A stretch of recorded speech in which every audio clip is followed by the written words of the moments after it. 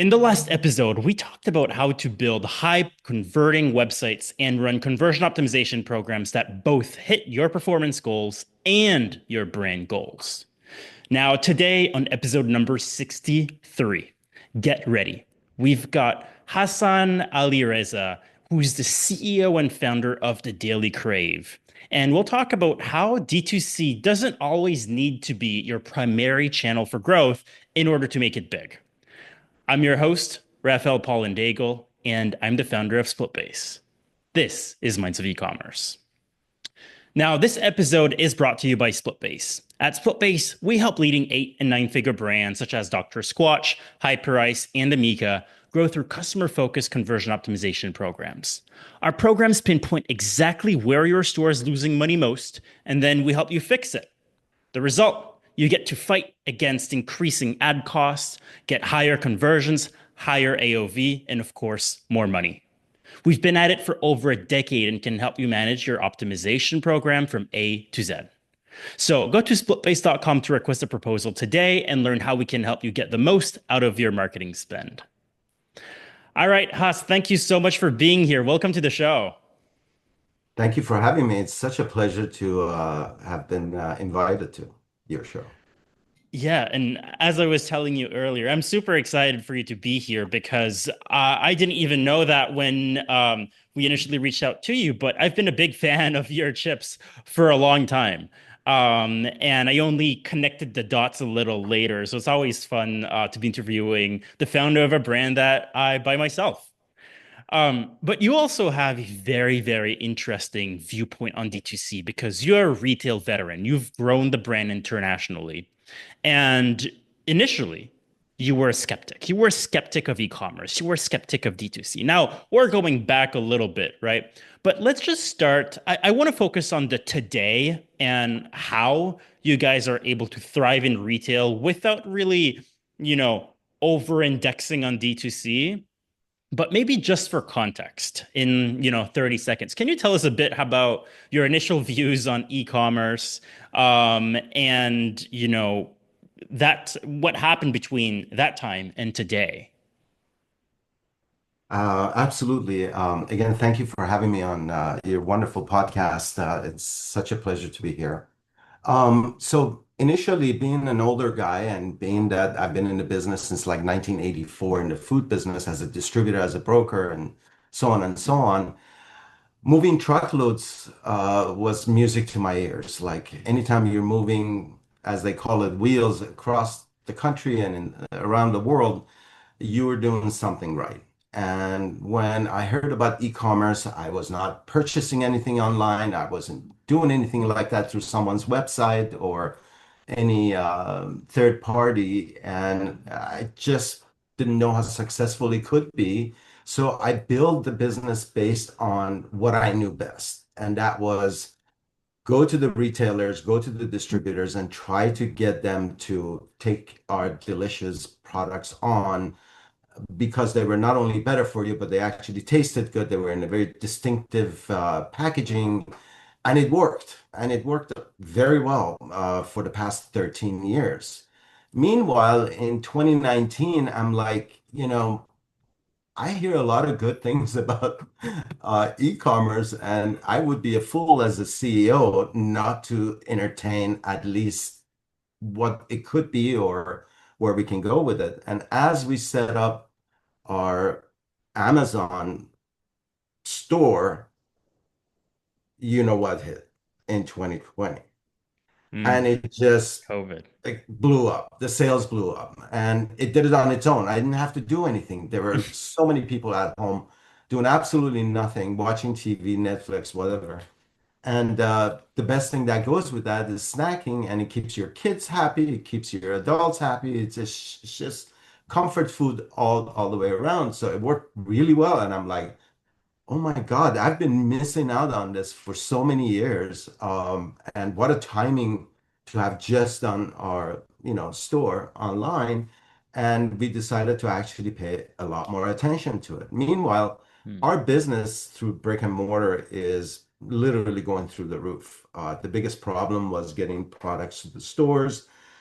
distributors' trucks are overloaded, everybody's overloaded, just things change for in a lot of ways for the worse, in a lot of ways for the better, where people were really paying attention to Right. our company. So we decided to pay more attention, and without having to spend a heck of a lot of money, we had a beautiful kickstart because of the last few years. But now we are literally going back to figuring out, okay, what is going to be the best way to continue this momentum going forward and actually making e-commerce a much bigger piece of our Mm. business, percentage-wise anyway. Um, I love it that this is episode number 63, and we've had many episodes where we talk about, you build your online presence, you build that online moat, and you use that as a way to convince retailers to take on your product. But I think this is the first time we're actually having the opposite situation. I'm kind of curious, right? When you guys went on Amazon, you've made that conscious decision that you did not want to be selling directly to your customers, but that you wanted to sell not through your website, but through Amazon and I'm guessing other retailers. Why was that decision made? And do you still stand by that decision, or do you think it should be different? So that's a wonderful question because it has been brought up throughout my history and with the Daily Crave brand, that why aren't you doing that? Because so many other companies that, let's say, our co-packer or other companies that were doing, and they were selling a lot of products direct to consumer. And when I asked them, I go, so how much are you making?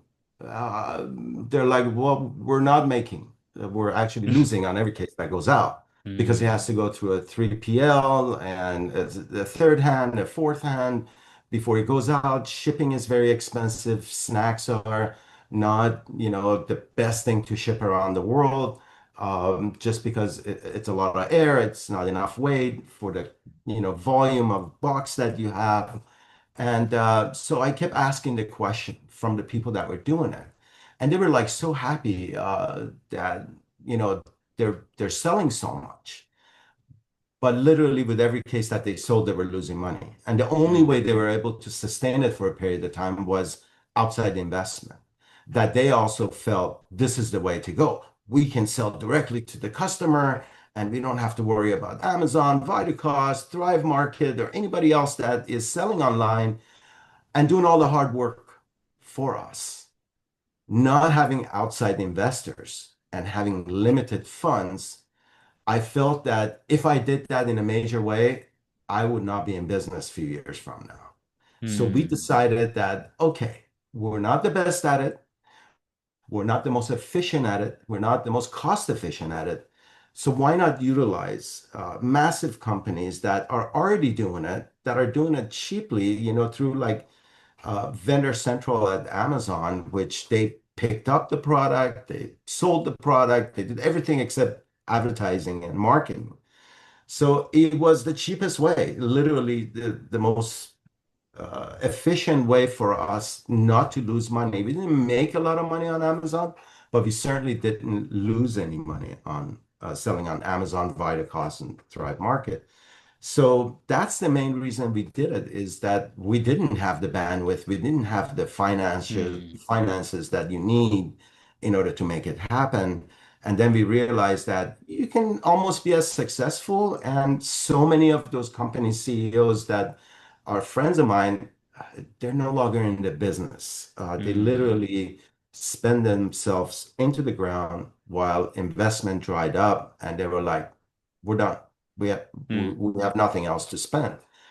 So I didn't want that to happen. This is my baby, and I wanted to keep it alive and keep it thriving, although slower and more, methodical than others where they wanted to shoot up yeah. and use that as a platform for the retailers. We went to the retailers first, build a base of business, and then said, okay, now we can expand into e-commerce and do a better job every day, which we're doing now. We're actually relaunching everything on Amazon in the next 30 days or so. So we're very excited about Hmm. expanding that business now that we have the bandwidth. I'm also curious about two things.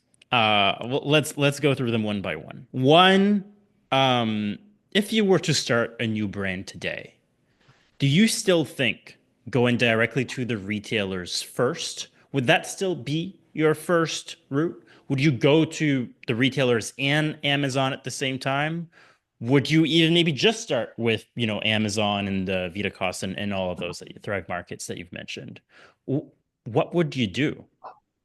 I think at the same time would be the most optimal way of doing it because why hold back a segment of the market that has nothing to do, as far as physically, it has nothing to do with the Yeah. rest of the market. And it does not prohibit retailers from purchasing our product just because we are on Amazon, and it's not going to prohibit Amazon or e-commerce from us selling brick and mortar. Hmm. Now, when it comes to retail prices and selling prices, there is going to be some massaging, so you're not alienating any of your regular retailers versus Yeah. the online retailers. But because you're selling cases rather than individual units, I think you're pretty safe, even if you're a little bit lower in cost per unit Hmm. versus brick and mortar, which has a lot more expenses, catering to the customers in person. So I feel I would do it at the same time. If I had more money, I certainly would be paying a lot more attention to the e-commerce today than Hmm. I ever did before, just Right. because that is a form of advertisement, marketing, and it gets our product into people's hands before it gets into their local stores. So it Yeah. would be a great way to actually launch the product with it. Right. I love a couple of things that you said, right? One of the things is that you've really played your strengths. You've been in the retail and distribution space for a long time, and therefore it was a lot more natural. And you recognized that, you just didn't know about e-commerce and going e-commerce uh, just first, or the 100% all in one go would likely be a big money pit.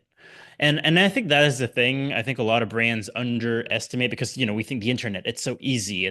But the reality is e-commerce, especially in the food and beverage space, right? Like there's a lot of complexities as well that, you know, like you said, we've seen a lot of those brands disappear in the past couple of years because the model didn't make sense for them, or it ended up costing them more than going retail.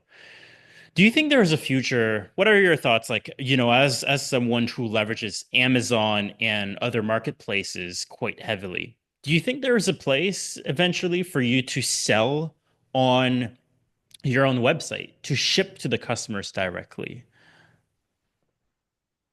I think with the shipping cost today, which continues to rise,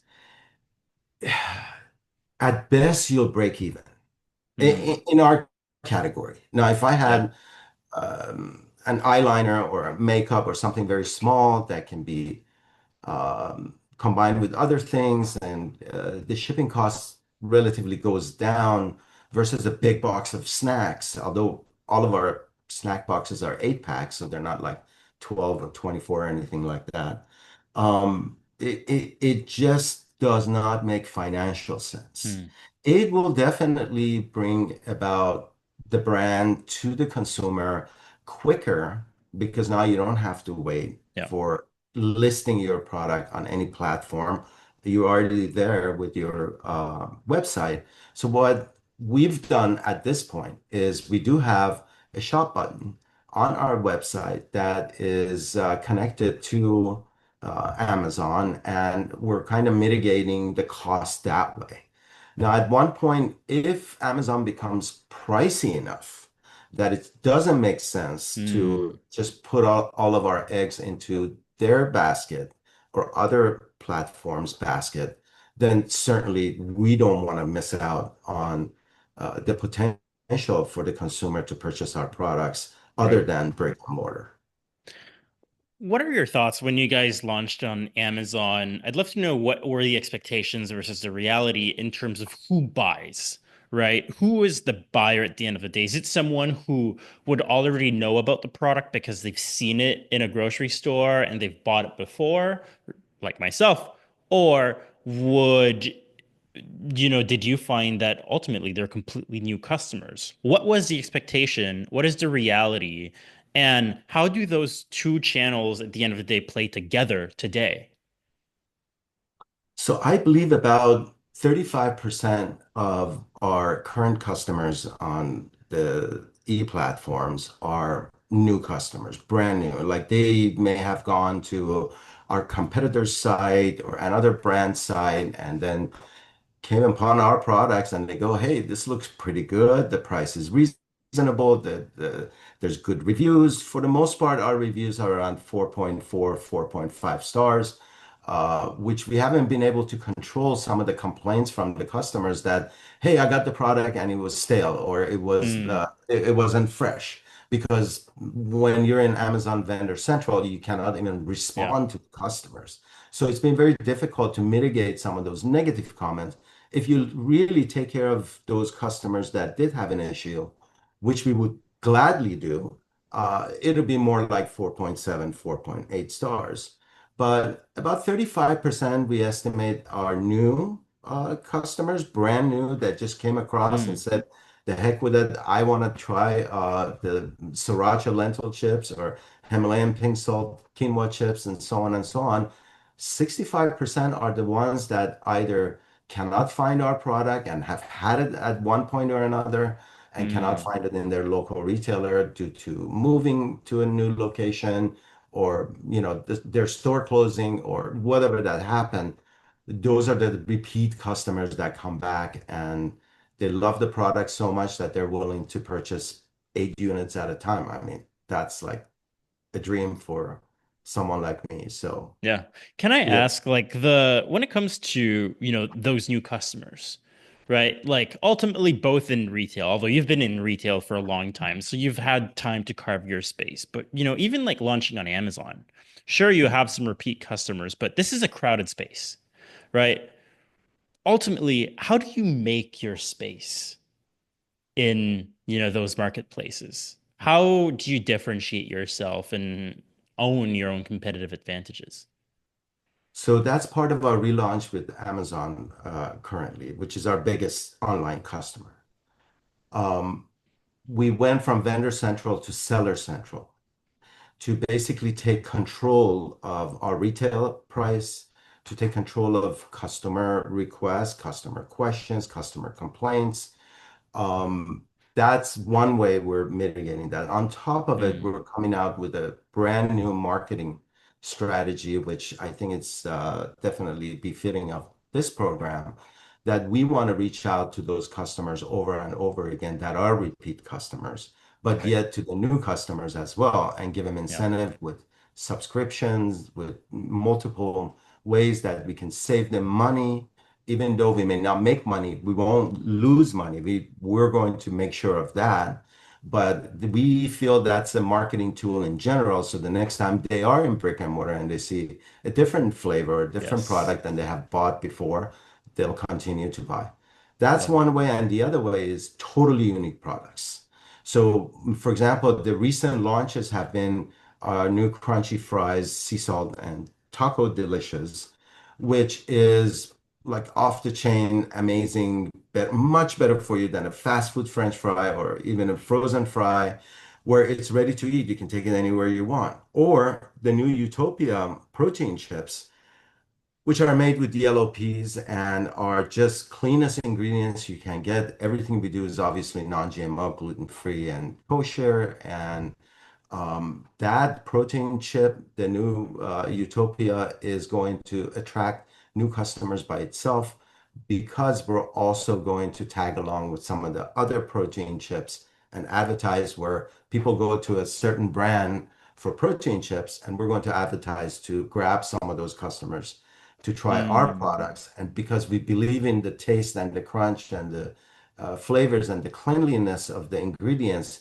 we feel we can keep those new customers that give us a try um, by going to other people's shop and stores. So that's We think that's the best way, is give the consumer another option that they've never seen before, that they've never had before, and go from there. I love it. We've been talking to Hass Alireza of the Daily Crave. Now, Hass, if people want to learn more about you, the brand, they want to taste the chips, where should they go? What should they do?